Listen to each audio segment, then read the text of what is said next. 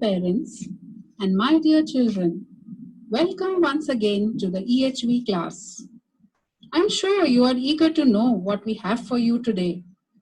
So let me tell you that today your two very lovely teachers, Mrs. Deepti Mehra and Mrs. Shalini Diwan, are going to educate you through a very interesting way.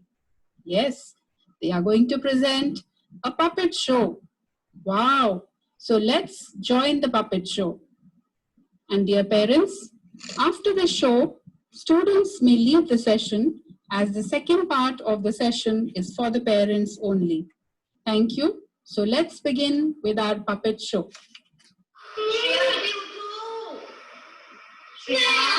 Morning बेटा अभी नहीं बच्चे आपकी class है ना आज तो online class है ना आप लैपटॉप ऑन कर दो ऑनलाइन क्लास है तो क्या हुआ आपको वही डेली रूटीन फॉलो करना चाहिए जो आप स्कूल जाते वक्त करते थे उठो बच्चे शाबाश गुड गर्ल दिव्या उठो उठो ब्रश करके आओ देखो मैंने आपका लैपटॉप भी सेट कर दिया है जब आप रेडी हो जाओगे तो हम क्लिक ऑन कर देंगे ओके ओके मम्मा मैं ब्रश करके आती हूँ चलो चलो शाबाश आजकल के बच्चे भी ना I am feeling so active and fresh चलो अब आप नहा कर भी आओ नहाना नहीं है मुझे कार्टून देखने हैं नहीं बेटा नहीं नहाकर आपको एक्टिव और फ्रेश महसूस होगा ठीक है ओके मम्मा गुड गर्ल चलो मैं जल्दी से श्रेया के लिए ब्रेकफास्ट बनाती हूँ मम्मा ब्रेकफास्ट अभी मत बनाना ऑनलाइन क्लास में खाऊंगी नहीं बेटा क्लास के वक्त तो खाना बिल्कुल नहीं खाना आप पहले ही खाकर रखो ना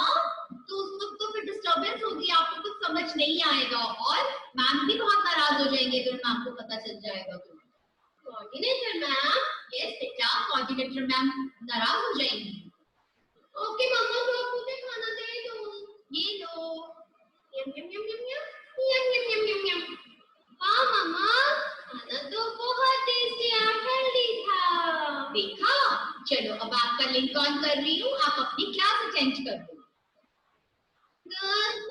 good morning ma'am good morning ma'am good morning ma'am good morning ma'am good morning class So students, I hope you must have gone through the chapter that I taught yesterday. पढ़ लिया आपने? Yes ma'am. Yes ma'am. Shreya, beta, why are you so quiet? Ma'am, I want to ask a question. Yes, Shreya. Ma'am, please tell me which is the most expensive means of transport? Shreya, बेटा ये बात तो मैंने कल की class में बताई थी आप ध्यान नहीं दे रहे थे क्या बेटा you have to be very attentive during the class the most expensive means of transport is air transport excuse me Deepti ma'am sorry to interrupt you yes Shalini ma'am as I can see Payal and Nisha are chatting and sharing the recipe of cake in the chat box sharing a recipe of a cake Payal and Nisha what is this beta is this a platform to share the recipes shall I contact your parents अभी बनाती हूँ तुम्हारा cake और खिलाती हूँ पूरी class को मैं don't do this be attentive in the class and don't waste time sorry ma'am okay so moving on okay I hope you all have books excuse me ma'am your voice is not audible your voice is not clear yes ma'am your voice is not audible बेटा देखो have patience ये virtual classroom है बेटा जो कि technology की वजह से पॉसिबल है और हर चीज की तरह टेक्नोलॉजी के भी फायदे और लिमिटेशंस हैं कभी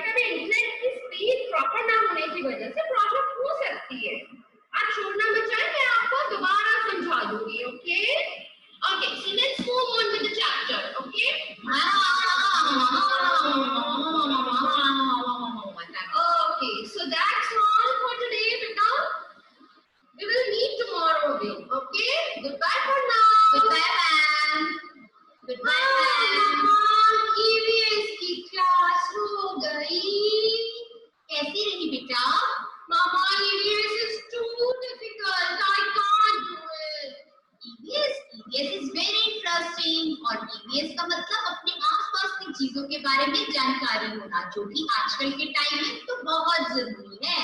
तो श्रेया, आपको तो ऐसे कहना चाहिए, mamma I will train my brain in learning EVS। I will train my brain in learning EVS। चलो अभी थोड़ा ब्रेक ले लो, पानी पी लो और उसके बाद आपकी मैथ्स की क्लास है।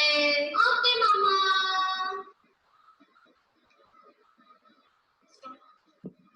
Good morning, ma'am. Good morning, ma'am. Good morning, ma'am. Good morning, ma'am. Good morning. Good morning, class. Beta, I hope you have done your painting work and completed your homework also. Yes, ma'am. Yes, ma'am. Yes, ma'am. No, yes, ma'am. No, ma'am. No, ma'am. Shreya, beta, why are you saying no, ma'am? Haven't you done your homework? Beta, this is not done. If you are at home, it doesn't mean that you will not complete your work on daily basis. Okay? So finish your work today only. I'm giving you one more day. Sorry, ma'am. मैं अपना काम आज पूरा कर लूँगी. Yes. Okay. So students, I am going to share question number 1 on my screen, and you have to note it down in your rough notebook. Take out your rough notebook. Mama. क्या हुआ श्रेया? मम्मा, बोलो श्रेया। मम्मा rough notebook है, जल्दी ले दो। कहाँ रखी थी आपने? मम्मा ये रफ नोटबुक दो जल्दी। आप अपने पास लेकर क्यों नहीं बैठे थे बेटा? अभी आप दे दो। अच्छा मैं लेकर आई। ये लो श्रेया, आज तो मैंने आपको आपकी रफ नोटबुक दे दी, पर कल से मैं आपको नहीं दूंगी। ऑनलाइन क्लास शुरू होने से पहले ही आप अपनी बुक, नोटबुक और स्टेशनरी सामान पास लेकर रखना। Okay? Excuse me, Shreya. Beta, is this the way to talk to your mama? Just look at the way you are behaving in a class. You are creating disturbance. Why didn't you keep your notebooks and books and stationery items with you before the class? This is not done. Okay? So in future, don't do this. Okay? So let's move on with the rest of the chapter.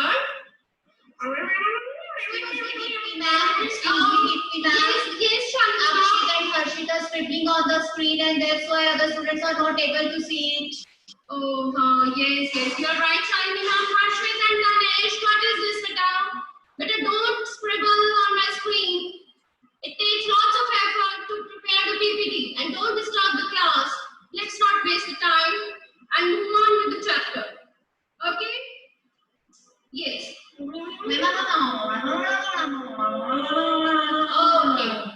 Okay, students. So this was all. That was all for today. We'll meet tomorrow. Okay. Goodbye for now. Goodbye, ma'am. Goodbye, ma'am. Bye, ma'am. Bye, ma'am.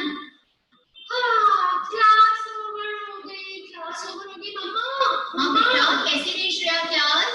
आज बहुत मजेदार बात हुई. क्या हुआ?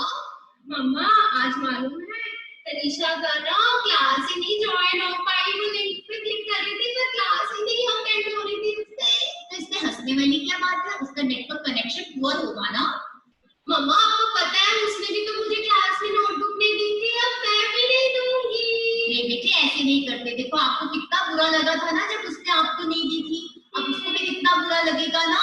तो आपको तो उसकी हेल्प करनी चाहिए और अपनी काम को शेयर करना चाहिए। ओके? तो you should share your work with her. Okay mamma, मैं अभी नोट शेयर कर देती हूँ। Good girl. मम्मा, मुझे ना एक और बात करनी है। बोलो बेटे। मम्मा, मैथ्स इज टू डिफिकल्ट, मुझसे नहीं होगा। I give up. नो बेटे, never said I give up. ऐसे मत बोलो। मैथ्स में तो आपको लॉट्स ऑफ प्रैक्टिस की जरूरत पड़ती है और आप बार बार जितनी प्रैक्टिस करोगे उतना आपको मैथ्स समझ में आएगा। रादर आपको तो ऐसे कहना चाहिए कि mamma, this may take some time and effort but one day I will able to do it. Mamma, practice तो करती हूँ पर आप देखते हो ना कितनी मिस्टेक्स हो जाती हैं। बच्चे, मिस्टेक्स से तो पता चलता है कि आपका कौन सा कांसेप्ट क्लियर नहीं है। Mistakes help you to improve, so don't get this hard on बच्चा। इसी को तो प्रैक्टिस कहते हैं। ओके मम्मा। ओके, आज मुझे 2 बार डांट पड़ गई क्लास में, ईवीएस में भी मैथ्स में भी।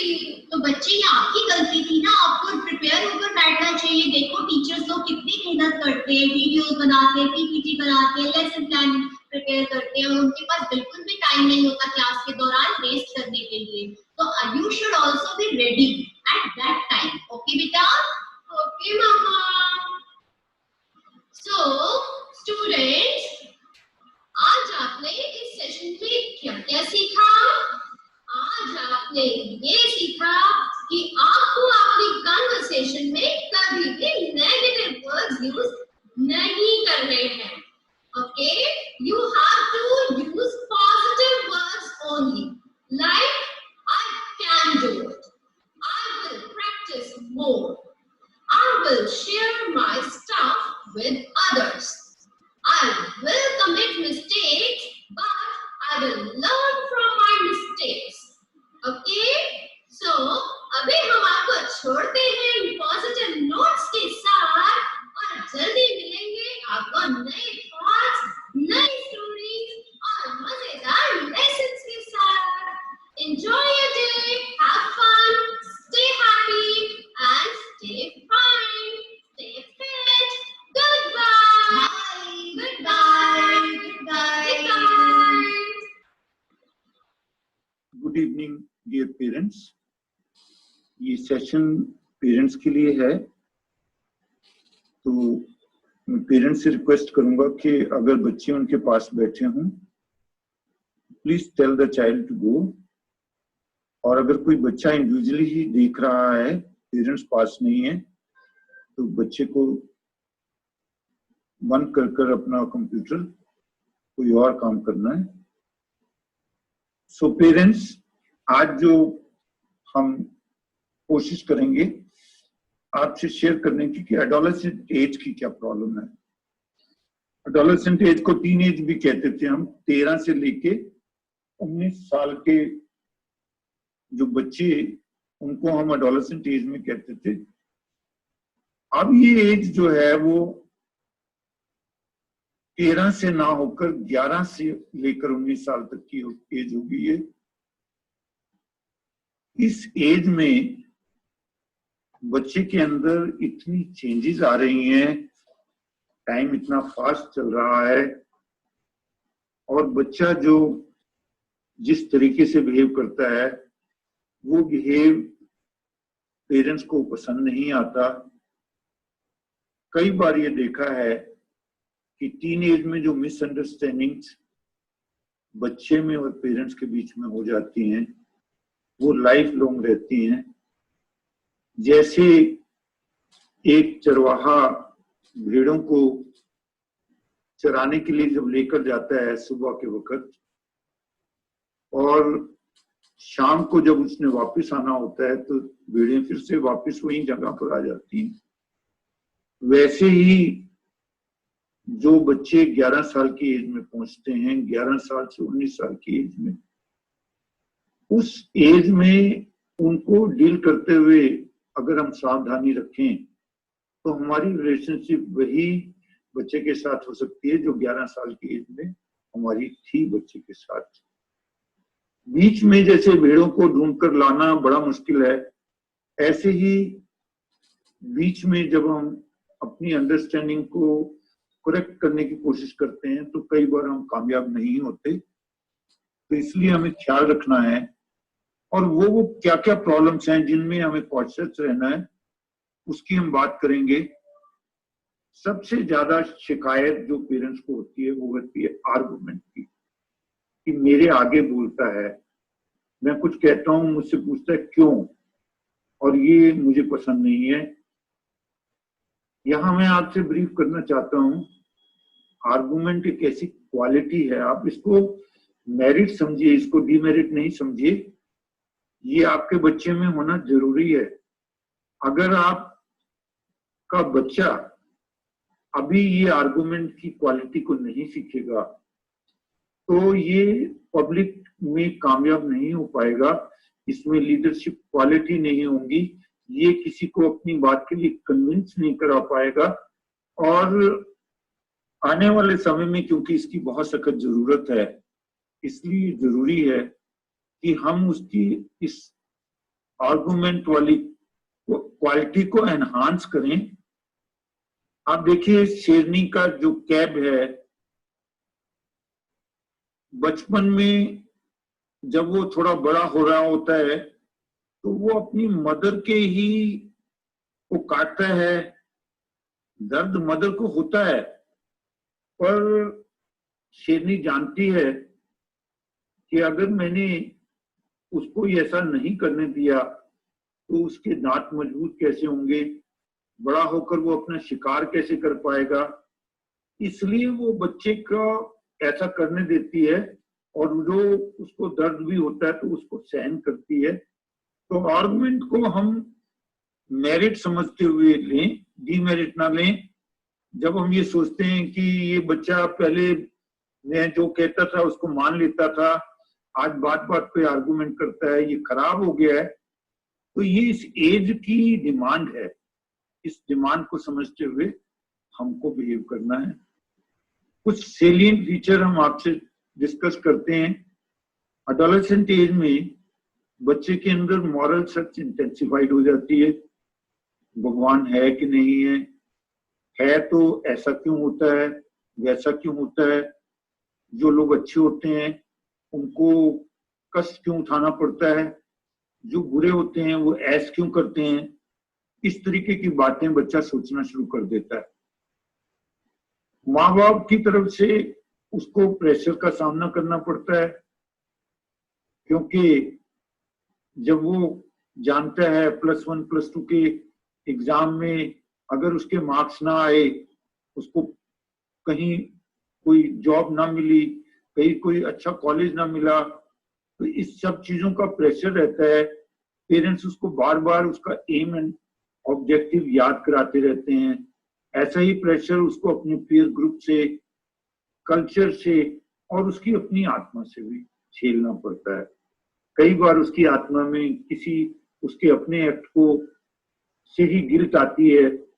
उसको लगता है ये बात मुझे अपने पेरेंट्स को बता देनी चाहिए कि नहीं बतानी चाहिए।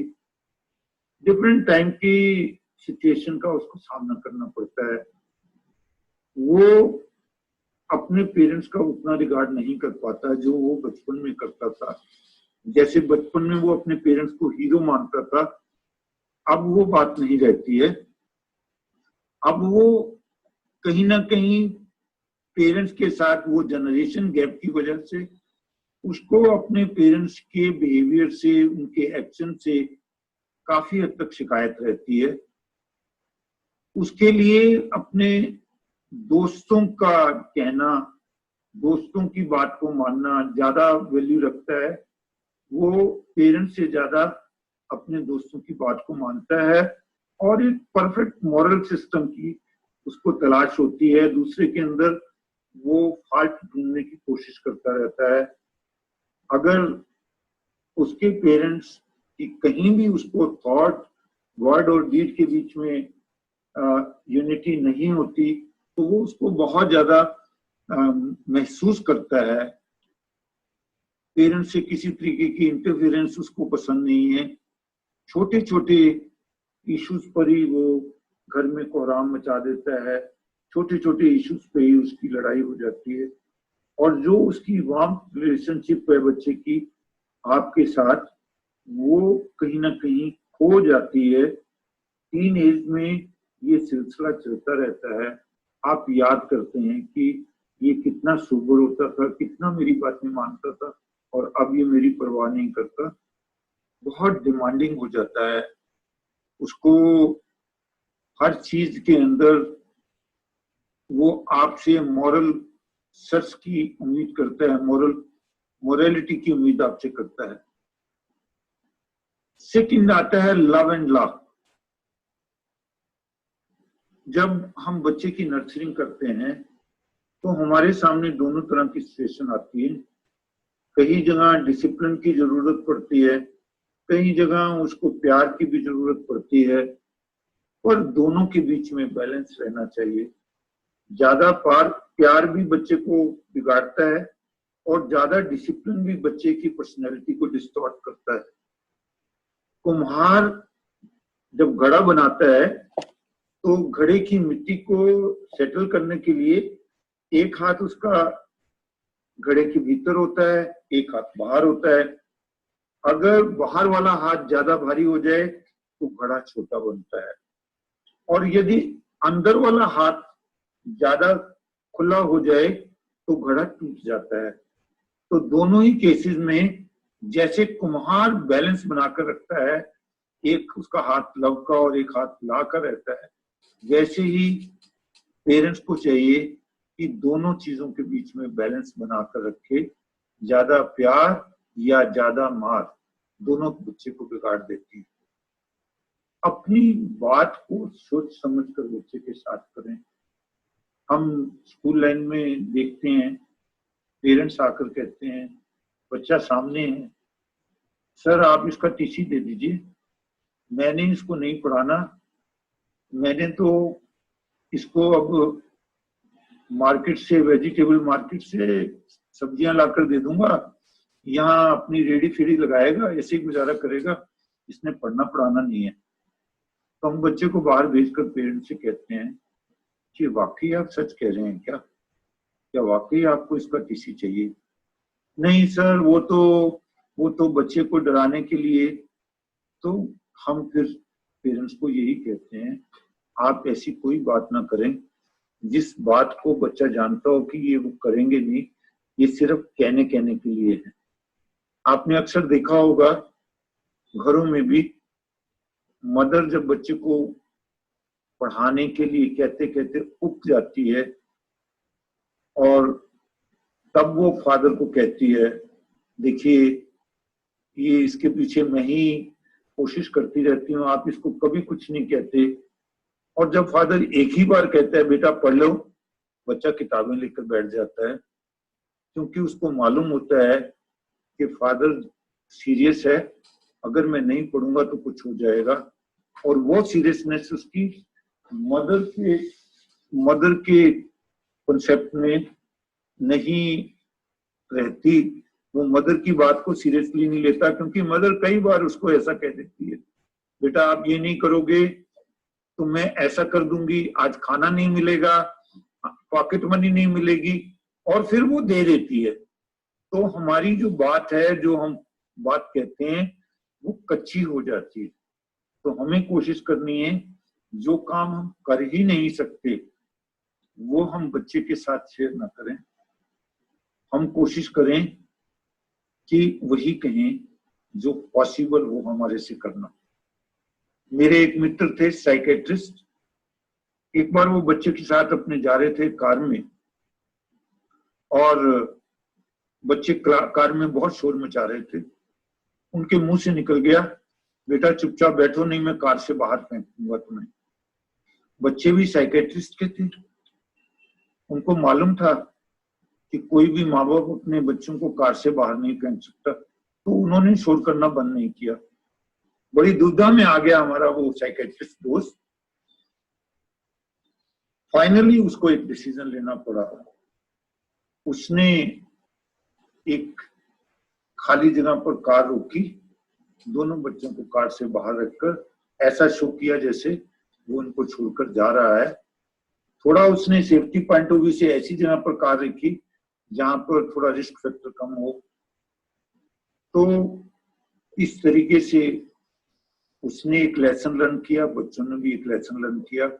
उसने ये लेसन लर्न किया कि मुझे ऐसी कोई बात नहीं कहनी जिसको मुझे करना पॉसिबल ना हो, और बच्चों ने ये लेसन लर्न किया कि मेरे पापा जो भी कहते हैं वो कर देते हैं।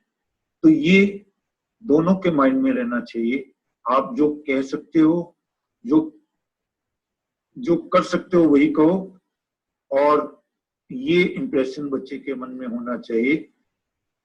आप कभी भी किसी भी, इवन गेम्स में भी, खेलते हुए भी, कहीं भी कोई भी ऐसा एक्ट ऑफ चीटिंग या वो आप ना करें जिससे कि बच्चे के मन में आपके बारे में एक अलग सा इमेज बने। आपका इमेज बड़ा ऑनेस्ट इमेज होना चाहिए। जो कमिटमेंट आप बच्चे से करें उस कमिटमेंट को आप पूरा करें। कमिटमेंट करते हुए 100 बार सोचें। अगर आप कमिटमेंट करते हुए, मान लीजिए आपने बच्चे को कहा बेटा आपके 90% से ज्यादा मार्क्स आएंगे, मैं आपको एक यामा मोटरसाइकिल दिला कर दूंगा। और बच्चे ने बहुत मेहनत की, इंटेलिजेंट था, 90% से बहुत मार्क्स आ गए। अब जब वो आपसे मोटरसाइकिल मांग रहा है तो आपको डर लग रहा है कि ये मोटरसाइकिल चलाएगा तो इसका एक्सीडेंट ना हो जाए, इसको कोई नुकसान ना हो जाए। तो इस तरीके की कमिटमेंट करने से पहले आपको सोचना चाहिए था। तो कमिटमेंट करते हुए बहुत अपने केयरफुल रहें और कोई ऐसी कमिटमेंट ना करें जो आप पूरा ना कर सकें। छोटी छोटी चीजें बच्चे की आपको लाइफ में ऐसी कई आते हैं जहां आपको अटेंड कर सकते हैं। आप उसको, उसके सिर में दर्द हो रहा है, उसको दवाई दे दी, उसको पानी का गिलास दे दिया, उसकी सिर को दबाने की कोशिश की। तो ये सारी चीजें जब आप बच्चे की छोटी छोटी चीजों को ख्याल रखते हैं तो वो आपके लिए एक पॉजिटिविटी का काम देती हैं। इसका हम ख्याल रखें। जब भी आप देखें, जनरली हम कोशिश करते हैं कि हम बच्चे को उसके बर्थडे पे या कहीं भी अगर हम उसको पैसा देंगे, कॉस्टली चीजें देंगे तो वो हमारी ज्यादा इज्जत करेगा। तो यहाँ मैं आपको ये बताना चाह रहा हूँ, बच्चे को आपकी प्रेजेंस की ज्यादा जरूरत होती है आपके प्रेजेंस के बनिस्बत। आपने देखना है, आप कंपनसेट नहीं कर सकते किसी को बच्चे को गिफ्ट देके, आप अपनी जो कमी है उसको पूरा नहीं कर सकते। इसका आप ख्याल रखें। आप बच्चे के ऊपर इन्वेस्ट करने की बजाय बच्चे के अंदर इन्वेस्ट करें। मदर्स को देखा है, वो बच्चे की ड्रेस के मामले में चूजी हैं, बच्चे के हेयर स्टाइल के मामले में चूजी हैं, बच्चे के लिए ऊपरी एक्सटर्नल जो है उसकी लुक, एक्सटर्नल उसकी क्वालिटीज, उसके ऊपर ज्यादा जोर दे रहे हैं आप।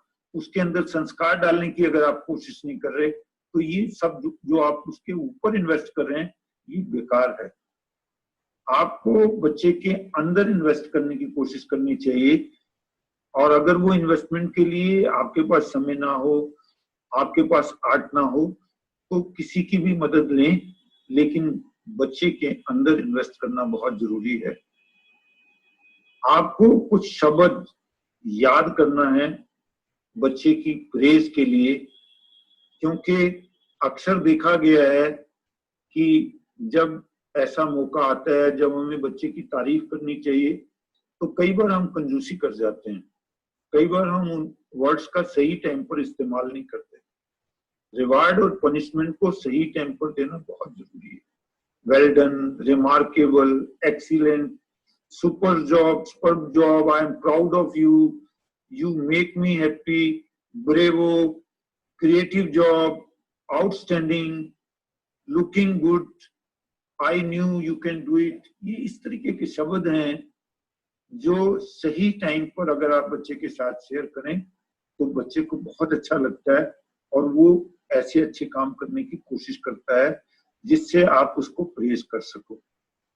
तो हमें इसके लिए अपने आप को मेंटली प्रिपेयर करना है। बच्चे को कुछ अच्छा करते हुए देखने की कोशिश करें। अक्सर हम लोग बच्चे को कुछ खराब करते हुए देखने की कोशिश करते हैं जिससे हमारे एडोलेसेंट एज में उससे रिलेशनशिप बिगड़ जाती है।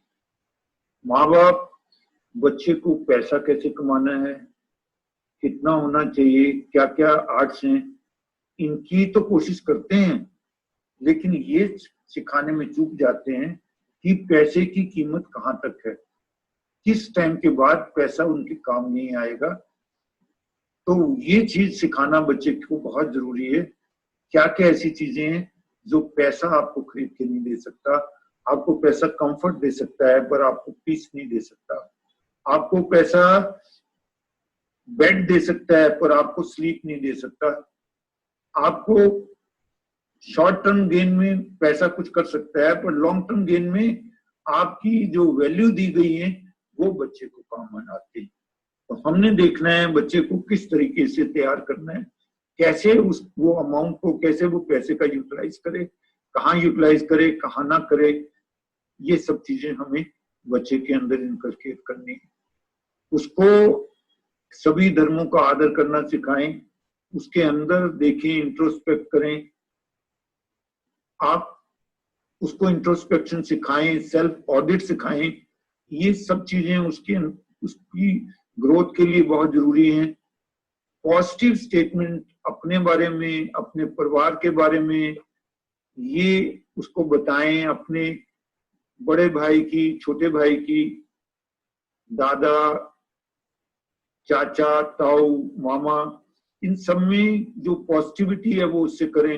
अक्सर हम देखते हैं बच्चे के सामने हम जब अपने एक्सटेंडेड फैमिली के किसी के बारे में कुछ चुगली करते हैं, कुछ गलत बोलते हैं, तो ये बच्चे को बिगाड़ती है। उसका हम ख्याल रखें। बच्चे की कनेक्टिविटी अपनी एक्सटेंडेड फैमिली के साथ बनी रहे। उसको जितना प्रमोट आप कर सकते हैं वो करें। उसको अपनी क्लीनिनेस के लिए सेल्फ रिस्पॉन्सिबिलिटी उसको दें, पर्सनल स्पेस दें। ये नहीं कि आप अपने शूज पॉलिश कर रहे हैं तो बच्चे के शूज भी आप पॉलिश कर रहे हैं। कोशिश करें बच्चे को अपना काम खुद करने दें, उसकी जिम्मेवारी उसको सौंपें। उसको टाइम की, मनी की, एनर्जी की और फूड की मैनेजमेंट सिखाएं। अक्सर देखा है बच्चे खाना झूठा छोड़ देते हैं। उनको सिखाएं पहली हेल्प में उतना ही लें जितनी भूख लग रही है, सेकंड टाइम में ले सकते हैं। उसको एनर्जी का प्रॉपर यूज करना है। ज्यादा ऊंचा नहीं बोलना, ज्यादा देर तक नहीं बोलना, ज्यादा देर तक टेलीविजन, मोबाइल नहीं देखना। आइस की एनर्जी को, एयर की एनर्जी को, टाइम की एनर्जी को, पैसे को सही तरीके से इस्तेमाल करना है। उसको मैनेज करना है सही तरीके से, वेस्ट नहीं करना। और घर में भी आपका एटमॉस्फेयर जो है उसको मदद करनी है कि वार्मथ वाला एटमॉस्फेयर हो, वो इन्वायरमेंट को एक्सेप्ट करे, घर के इन्वायरमेंट को। उसको घर आना अच्छा लगता हो, ना कि उसको घर आते ही ये कोफत हो कि मैं कहाँ आ गया। इसके लिए आपको कोशिश करनी है।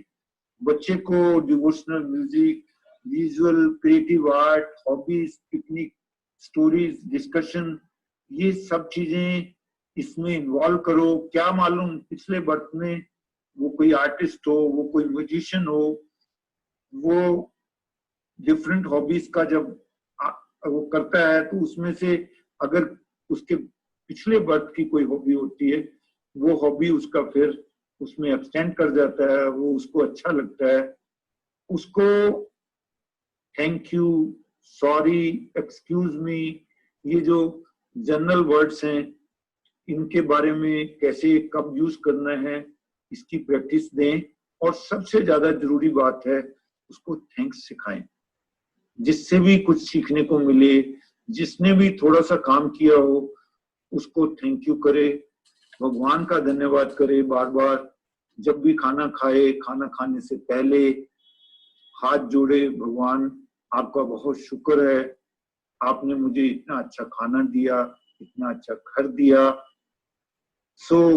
ये सब चीजें सिखाने की जिम्मेवारी आपकी है। उसकी आपकी जो रिलेशनशिप है वो सेल्फ रिस्पेक्ट पर, सिंसियर रिस्पेक्ट के ऊपर बेस हो, ये कार्य आपको करना है। बच्चे को पावर ऑफ प्रेयर जरूर सिखाएं। जनरली हम लोग कहते हैं अभी ये पढ़ रहा है, इसको अपनी पढ़ाई की तरफ ही ध्यान देना चाहिए। आपका अपना विश्वास ही नहीं होता कि प्रेयर वर्क करती है, तो वही बच्चे के अंदर भी आ जाता है। तो ऐसे में जब बच्चा किसी अप्स एंड डाउन्स में आता है तो वो कोई गलत स्टेप ले बैठता है। अगर हम चाहते हैं बच्चे की प्रेयर के बीच में श्रद्धा हो, और उसके लिए आप बचपन से उसको start early, drive slowly, reach safely, अगर आप बचपन से ही बच्चे को ये प्रेयर सिखाएंगे, वो कोई भी गलत कदम उठाने से पहले प्रेयर करेगा और वो बच जाएगा। अक्सर जो आजकल सुसाइड होते हैं, जो आजकल क्राइम होते हैं, उस क्राइम के पीछे एक ही रीजन होता है कि हमने बच्चे को पावर ऑफ प्रेयर नहीं सिखाई होती। हम बच्चे को कभी अपने साथ कहीं टेंपल में, कहीं मॉस्क में, कहीं गुरुद्वारे में लेकर नहीं जाते। और उसको इसका एक्सपीरियंस नहीं होता, तो वो जब भी कोई अप एंड डाउन आता है तो उसमें वो अपने आप को बैलेंस मेंटेन नहीं कर पाता। ये प्रेयर एक गाड़ी के शॉकर के तौर पे काम करती है। जैसे उबड़ खाबड़ रोड पर अगर गाड़ी चल रही हो तो वो शॉकर उसको, उसके बॉडी पार्ट्स को गाड़ी के बचाता है, ऐसे ही व्यक्ति को पावर ऑफ प्रेयर बचाती है। कूल रहें, उसकी बात को ध्यान से सुने, एक फैसिलिटेटर का काम करें, उसका काम खुद करने की कोशिश ना करें, उससे ही करवाएं। कई तो टीचर्स, कई पेरेंट्स मैंने देखा है, वो बच्चे ने होमवर्क नहीं किया, उसका स्कूल जाने का टाइम हो गया, उसकी कॉपी लेके खुद ही होमवर्क करना बैठ जाते हैं कि ठीक है, नहीं तो इसको घर स्कूल में पनिशमेंट मिलेगी। उसके इंटरेस्ट में इंटरेस्ट लें, उसका पहले तो देखें कि वो किस चीज को लाइक करता है, उसमें देखें कि उसमें पॉजिटिविटी कहाँ है, उस पॉजिटिविटी को कैच करें। उस पॉजिटिविटी को कैच करने के लिए आपको भी वो चीज अच्छी लगनी चाहिए। जब आप इंटरेस्ट लेंगे तो वो इंटरेस्ट उसके काम आएगा। अपनी टीनेज के बारे में सोचें, जब आप उसकी उम्र में थे तो आपके अंदर किस तरीके के थॉट आते थे, आप किस तरीके की गलतियां करते थे। सेम गलतियां बच्चा भी कर सकता है, तो उन गलतियों से बच्चे को कैसे बचाना है और उस पर कितना गुस्सा करना है, क्या उसकी क्वांटिटी होनी चाहिए, क्या उसकी ड्यूरेशन होनी चाहिए, ये सब आपको तय करना है। उसको उसके खाने में, उसकी हर चीज में कोशिश करें प्यार घोलने की।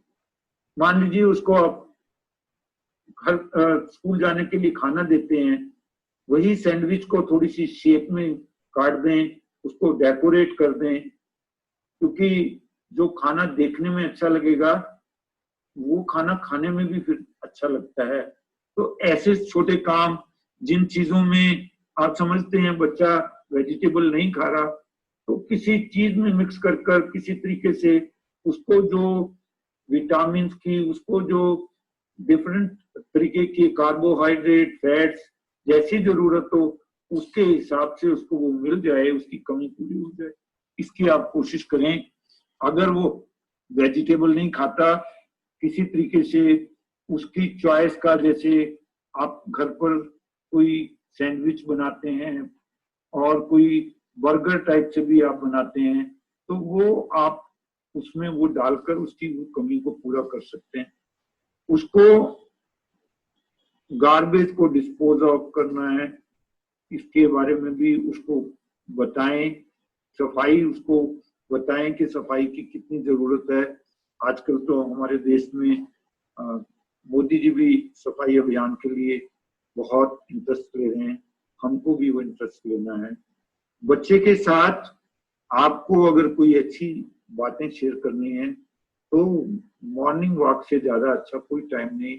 मॉर्निंग या इवनिंग वॉक में बच्चे के साथ जाएं, उसकी बात को सुने, उसको बात सुनाएं। जो आपको रास्ते में ट्रीज, एनिमल्स, जो भी चीजें मिलती हैं उनमें क्या क्वालिटी है वो उसको डिस्कस करें। और अगर वो कुछ चीज आपको बताना चाहता है तो उसको पूरी तरह से सुने, बल्कि उसकी बात ज्यादा सुने, उसको सुनाने की बजाय। आपकी ये कोशिश होनी चाहिए। आपको उसके अंदर 5 T का बैलेंस करना है: टच, टाइम, ट्रस्ट, टॉक और टॉलरेंस। ना तो ये कम होना चाहिए और ना ही ये जरूरत से ज्यादा होना चाहिए। इनके बीच में बैलेंस बनाना जरूरी है। बच्चे को जब जरूरत हो, जब उसके आपको लगे तो उसके जरा हाथ, सिर पे हाथ फेर दें। उसके साथ जो टाइम, आप जितना टाइम आप खाने के वक्त बैठते हैं उस टाइम लगाएं। वो कुछ कह रहा है, उसकी बात पर ट्रस्ट करें, उससे जितनी बात करना चाहिए उतनी बात जरूर करें और उसकी छोटी मोटी गलतियों को टॉलरेट करें। ये 5 T's के बीच में आपका बैलेंस बनाना बहुत जरूरी है। आज आप एक फैमिली हैं, आपका बच्चा उस फैमिली का पार्ट है, और कल को जब आपकी बच्ची का शादी हो जाएगी, बच्चा फैमिली बन जाएगा, तो आप उसके लिए सोसाइटी बन जाएंगे। बेटर है आज बच्चे को सोसाइटी के लिए कंसर्न सिखाइए, ताकि जब वो फैमिली बने तो वो आपकी कदर कर सके। कई बार पेरेंट्स हमारे पास आते हैं, कंप्लेन करते हैं कि जी आप बच्चों से स्कूल में ये ईंटें उठवा रहे हैं या मैनुअल लेबर करवा रहे हैं, क्या मैंने इसलिए इस बच्चे को यहाँ भेजा था? तब मैं पेरेंट्स को कहता हूँ कि आप अगर आज बच्चे को इस तरीके की सोसाइटी के लिए काम करने के लिए रोकेंगे तो कल को जो पानी का गिलास बच्चे ने आपको देना है, आप उससे अपने आप को वंचित कर रहे हैं। बच्चे को जब कभी अड़ोस पड़ोस में कहीं आप किसी बीमार का हाल पूछने जा रहे हैं, किसी को अटेंड करने जा रहे हैं, कोशिश करें हो सके तो बच्चे को अपने साथ लेकर जाएं। या आप कहीं कोई दान करना चाह रहे हैं, कोई इस तरीके का काम करना चाह रहे हैं, आप ब्लड डोनेट करने जा रहे हैं, बच्चे को साथ लेकर जाएं, ताकि वो आपके को देखकर प्राउड फील करे और उसको समझ आए कि मुझे सोसाइटी के लिए कुछ करना है। आज सबसे बड़ी ट्रेजेडी ये है कि हम अपने बच्चों को बहुत सेल्फिश बनाते जा रहे हैं और वो खमियाजा हमें ही भुगतना पड़ता है जब हम बड़े हो जाते हैं। जब बच्चा आप से पावर छीनने की कोशिश करे, जब वो आपको आपके सामने बागी हो जाए, तो उस टाइम हमने बच्चे से फाइट नहीं करनी, लेकिन उसकी बात भी नहीं माननी। उसका प्रॉपर फंडा है, आपको पोलाइट रहना है बट फर्म रहना है। अक्सर देखा है जब बच्चा पावर छीनने की कोशिश करता है, जब बच्चा घर में जाकर किसी तरीके से अपनी जिद मनवाने की कोशिश करता है, तो हम गुस्से में आ जाते हैं और फाइनल जो है कई बार हम बच्चे को मारना भी शुरू कर देते हैं, चपत लगाते हैं। उससे बेटर है कि हम अपने ऊपर काबू रखें, उससे पोलाइटली बात करें, बट हमारी बात फर्म होनी चाहिए। हमें उसकी जो गलत जो जिद है उसको मानना नहीं चाहिए। जो बच्चे जो भी एक्टिविटी करते हैं और जो पेरेंट्स उसकी एक्टिविटी में अपना कॉन्फिडेंस शो करता है, बच्चे को वो एक्टिविटी करने के लिए अलाउ करता है, उस बच्चों की ग्रोथ अच्छी होती है, ग्रूमिंग अच्छी होती है। आपको अपने बच्चे की एबिलिटी पर थोड़ा कॉन्फिडेंस होना चाहिए और बच्चे को चांस देना चाहिए कि वो अपने टैलेंट को, अपनी एबिलिटी को वो एंजॉय कर सके, फील कर सके। कई बार बच्चा कुछ काम करने लगता है, हम उसको रोक देते हैं, ना ना ना ना, इसमें तेरे काम की चीज नहीं है। मान लीजिए ग्राउंड में आपका मोवर पड़ा है, घास काटने की मशीन है, उस घास काटने की मशीन को वो छेड़ता है, वो भी घास काटना चाहता है, तो उसको कोशिश करने दीजिए। ज्यादा से ज्यादा क्या होगा, नहीं कर पाएगा।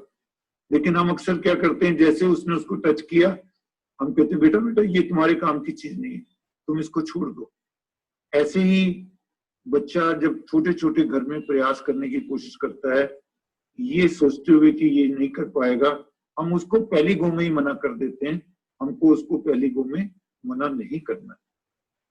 मानकर चलिए जब घर में हार्मनी होगी, आपके थॉट वर्ड डीड में वो होगी, आपके घर में ह्यूमर होगा, तो नेशन में ऑर्डर होगा, और जब नेशन में ऑर्डर होगा तो वर्ल्ड में पीस होगी। तो हमको ऐसा घर बनाना है जिस घर को सब लोग पसंद करें, आप भी, आपके बच्चे भी, उनको घर में रहने में अच्छा लगे। कभी कभी बाहर जाना और बात है, और फाइनली घर घर होता है, ये बात हमने बच्चे को सिखानी है। तो डियर पेरेंट्स, कल का हमारा जो टॉपिक है इमोशनल बैंकिंग, हम इमोशनल बैंकिंग में आपको कुछ ऐसे सॉल्यूशंस देना चाहेंगे जो इस एडोलेसेंट एज में या जो एवरग्रीन सॉल्यूशंस हैं, वो सॉल्यूशंस से आप कुछ ऐसा कर पाएंगे जिससे आपके और आपके बच्चे के अंदर प्यार बना रहे। तो कल का लेसन मिस नहीं कीजिएगा।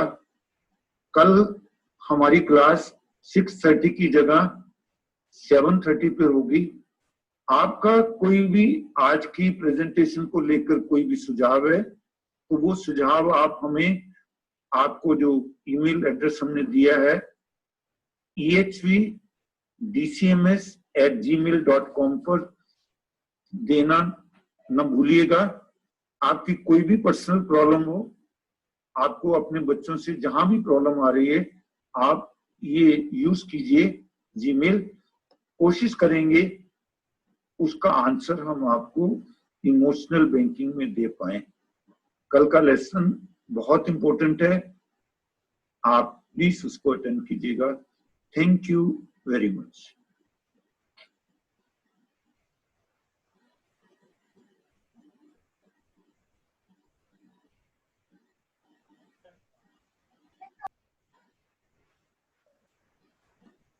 Good evening parents.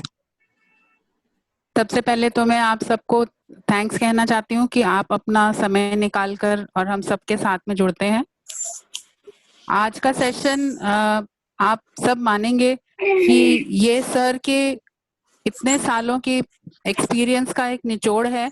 अगर कहें तो ये एक काढ़ा है कि जिसको अगर हम पी जाएंगे तो हमारी पेरेंटिंग की इम्यूनिटी जो है वो बहुत स्ट्रांग हो जाएगी।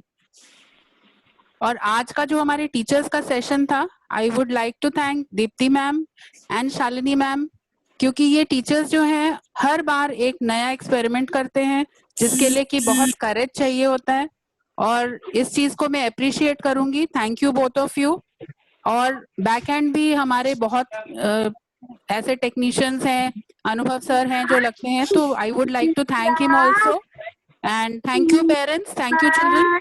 और कल के सेशन में we would expect maximum parents to be there. Thank you, nice day. Okay, thank you, ma'am. Thank you, Sarika ma'am. Thank you, students. I hope you have enjoyed the session today. Thank you all. Thank you, parents. Thank you. Okay, thank you. Thank you. Thank you, ma'am.